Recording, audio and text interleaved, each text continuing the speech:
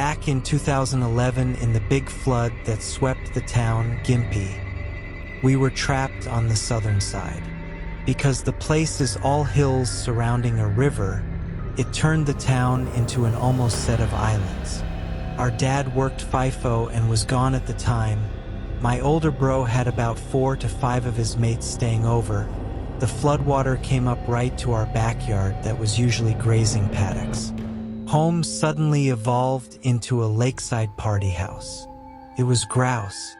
We had a tinny and a couple of canoes, so we decided to make the most of the town shutting down and did grog runs and became a little ferry service, bringing friends and family and friends of friends back and forth and whatnot. Half the town was submerged. The main street was completely underwater. It was honestly like a holiday, a mud-smelling holiday, but everything shut down and we had an unknown amount of time before things would return back to normal. The town was abuzz with people driving around their little sections, seeing where the flood water levels were at now. It was a sight to see. The cleanup's always gross, and it's devastating for some townsfolk whose homes and businesses were damaged.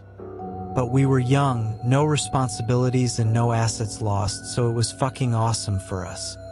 So one night about 4 to 5 days into the flood, 2 of my brother's mates and I took the canoe across the lake near Pengully's bridge, which was meters under. There was this weird patch of water that had been bubbling for days. It was around a fossicking field and the town's littered with thousands of abandoned mine shafts. So we speculated it was one of those, or a sewerage line, or a gas vent.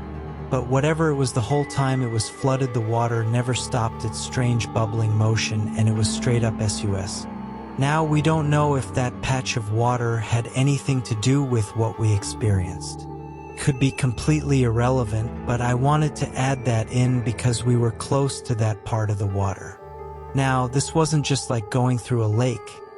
There were half-submerged trees, floating logs / branches, and debris floating around. A time or two before that, logs had seemingly popped up out of nowhere and rammed into us. It was actually pretty dangerous if you weren't careful. So anyway, it was nighttime and we were headed across the lake. We were just nearing the weird patch.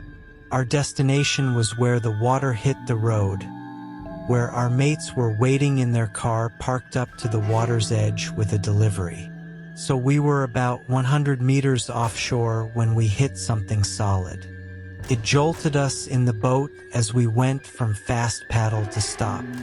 We continued onwards assuming it was just a big branch or something, and we slowly navigated through that area, inspecting the depths with our paddles. Then something between us and the shore thrashed at the surface of the water. Whatever it was big to make that sort of splashing.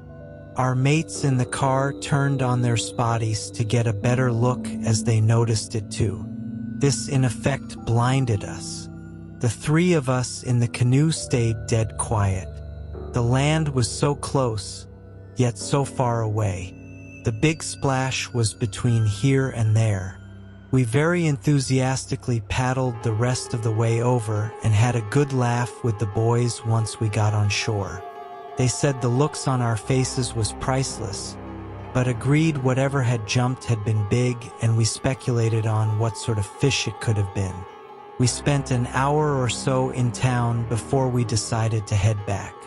One of my brother's mates bailed, saying he was gonna chill this side of the lake and head back over tomorrow. So it was Ricky and me to brave the floodwater alone after the big splash. The others made sure to bring it up as much as they could to try and freak us out. But they didn't have to. The sort of fear that comes to you on water when you feel uneasy or unsafe is an instinctual primal one. I was honestly terrified, but I put on a brave face. This time we didn't have the headlights pointed over the water, so it was darker and the world was turned to shadows. Even the house lights on the hilltops were mostly out. It was so silent. I remember the oars sounded so loud as they splashed through the water, and try as you might, it's impossible not to get drenched. My discomfort was through the roof, to put it mildly. We passed the weird spot and I began to feel safer. That was the creepy part done. Now the other 800 or so meters. Yippee! We hit another solid thing and did our careful prod and poke method to slowly maneuver away. Or touched something and it jolted. I don't know if you've ever felt that feeling before. It's similar to stepping on a fish at the beach. It's happened to me before with big eels during the day, but this time I was shook, mostly due to the fact I was in this situation. I brought my paddle out of the water and began swearing profusely, letting Richie know that I touched something and it moved. We stared around the glass like water around us for a few breaths. Then out of nowhere, breaking the silence, something rammed the canoe hard. We rocked back and forth and kept it steady somehow. All my wildest nightmares seemed to be playing out. Richie pleaded frantically for me to paddle. I was honestly just stunned and frozen. I was reluctant to put my arms anywhere near the water, but staying out here we were sitting ducks. I joined in Richie's paddling. The lights of the veranda were off in the distance. We were getting closer. Then bang, whatever it was collided with the canoe again, and it lifted the back of the canoe where I was seated upwards. The hit was hard enough to propel us forward a few meters. By this point, we were shouting out towards the house as we paddled for dear life.